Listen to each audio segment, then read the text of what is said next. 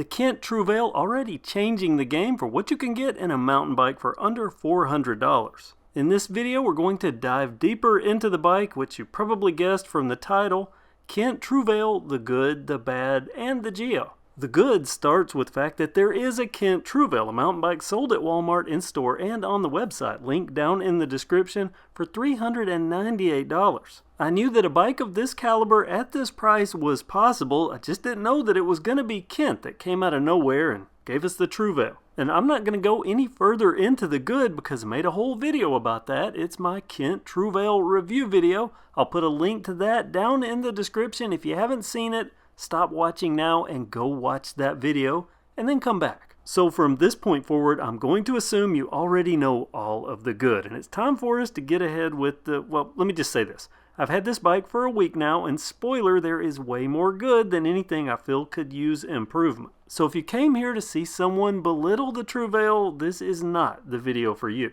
That said, nothing is perfect, not even the Trouvaille, and I share everything with you, my good and bad experiences, and that's why you need to be subscribed, and you need to have that notification bell active so you don't miss anything like the info in this video. Now let's get right into it with the bad, which I've broken into two categories, and the first of which is not even really bad. It's the in-betweens, objective opinions based on my experience, so your mileage may vary here. Frame size, this is called a medium. Usually that means 17 or 17 and a half, every now and then 18, but this is a smallish medium, just slightly over 16 inches, meaning it may not be the medium that you are used to, hence it being on the in-betweens of the bad. The second in-between is going to be the bike's weight. It's 34.6 pounds, which isn't super heavy, but if I looked at this bike's specs on paper, I would expect a bike that weighed 32 pounds. Again, this isn't enough weight to turn me off of the bike. I would still definitely buy it again, but it is something to note and puts it in the in-betweens. Secondary note here, for under $400 by big box standards, this is a very lightweight bike, so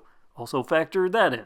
Now to the actual bad. Like I said, nothing is perfect, so remember that, but I'm going to lead off with the worst of the bad, and that's the stem. In my review video, I bragged about the shorter stem, and those are welcome, because we used to have 90mm stems, so I'm happy to see anytime there's a shorter stem. But this stem in person, I did mention this, but it's nothing that I would rush out to buy. And I didn't have anything that I felt was negative about it, because it tightened up, it did the job, so even though it's kind of ugly, it will work. Until it didn't. Now let me say, I started out, I torqued down the stem bolts and all was good until I loosened the stem to take a look at the headset, which was for this particular shot. But when I went to tighten them back down, I had an Allen wrench in my hand, I was on the phone, I'm just loosely tightening the stem, and I started thinking, wow, this should have started getting snug by now. And then I looked and I see this. When I loosened the stem bolt, the threads came out with it. Now let me say, anything could have came into play here, but I really doubt that it was anything I did because I used a torque wrench as I always do. And you don't know this part, but I have a second Trouvaille, and I torqued its stem bolt down to the same settings, loosened them, torqued it back down, and repeated the process one more time, and I've had no issues there, so apparently it's just this stem. Whatever the cause, it definitely earns a spot on the bad list. Also in the bad, and we'll give you a tip that the stem was the only real bad, is the pedals. These are very, very slippery. Props to Kent for giving alloy pedals. I appreciate that. Most companies give their cheapest plastic pedals, so at least there's alloy here, but on the mountain bike trail, or on a mountain bike trail, they get very slippery and thus end up in the bad. I'm also going to add to the bad, no internal cable routing provisioning for a dropper post. This applies to me and a very small subset of others. The majority of buyers that are going to be buying this bike are not even going to know what a dropper post is. So why even mention it? Why put it in the bad? Well, as you know, I review bikes. I know a lot about big box bikes, and I know what big box bikes are out there. And there are currently bikes that the Trouvaille will compete with that are dropper ready, and as of today with rollback pricing, the same price. So that has to be factored in and lands it in the bad. And also, I looked. There's no access to the seat tube from that hole on the bottom, and I even looked up in the bottom bracket, and you can see it's solid. But I have a plan. I'm going to try something. It may ruin the frame, but I have a plan. Finally, and this has to do with the derailleur, the Microshift Advent derailleur, it has no clutch. You know the Advent. I use them on a lot of bikes. I think I have 4 current Advent equipped bikes. The Advent, in my opinion, the best bang per buck per performance derailleur on the market. But all mine are clutched. I didn't even know they sold a non-clutched Advent until this came out and I started looking. So why wouldn't they use the clutched model? Why go this far and then skip on a very important part? Cost. I'm pretty sure that's the answer. Now they deal with economies of scale. All I can do is look up retail pricing, and I see that there's $14 difference between the clutched and the non-clutched version of the Advent. You might think, why not just add the clutch and sell the bike for $415 and everyone wins?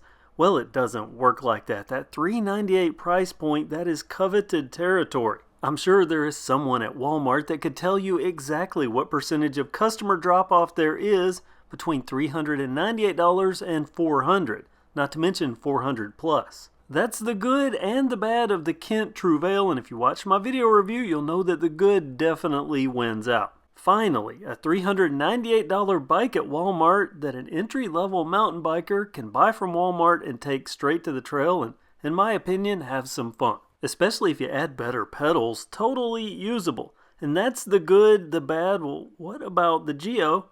That starts now. A quick note before I give you all these specs. They supplied them to me and most of them are in inches, which I've never had happen before. So I had to convert them to metric, and when I did so, I used Alexa. So some of these measurements may be very specific, like 143.2, but usually bike manufacturers will round up or down, so factor that in. Since they gave most of this stuff in inches, I'm going to start off with something that works in inches, and that's the frame size. This medium frame, 16.25 inches.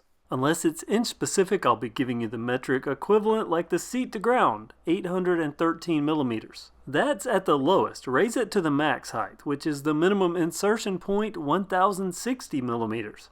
I've never had anyone include this. Top of handlebars to ground, 1035 millimeters. Wheel to wheel, end of tire to end of tire, 1905.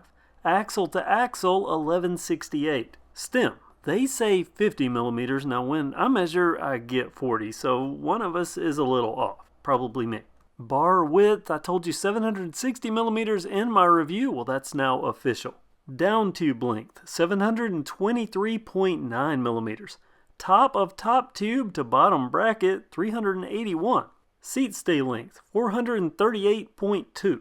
Top tube, 603.3. Effective top tube, 616. Standover, 31.25 inches to us in the US. To everyone else, 793.8 millimeters. Chainstay, 438.2. We are about to get to what a lot of you have been waiting for. First, the head tube length, 4.25 inches, which is 108 millimeters, but most manufacturers would classify this as a 110 millimeter head tube.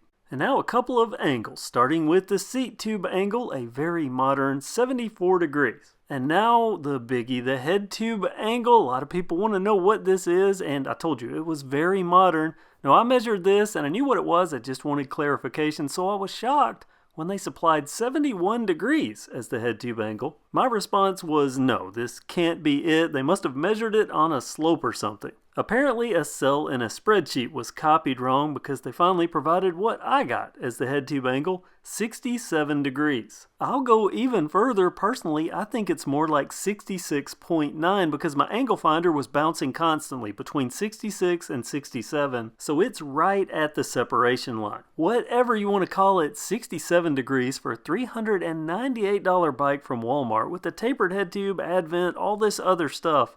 Amazing. And now you have the good, the bad, and the GEO for the Kent Trouvaille. But there's one bonus I want to add on here, and that's the name, Trouvaille. You may not know this, but I have a degree in foreign languages, and my primary language is French, and that is a French word. Right away, I asked Kent if the pronunciation was Trouvaille, if that was how it was going to be said, because it might be confusing to most Americans. The response was no, it is to be said Trouvaille.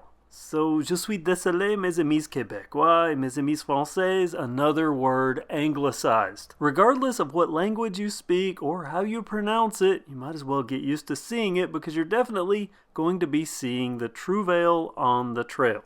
That rhymes. Comment below if this video helped you out. Use the link in the description if you want to buy one of these. That way we both win. Thank you for watching KevCentral and have a great day.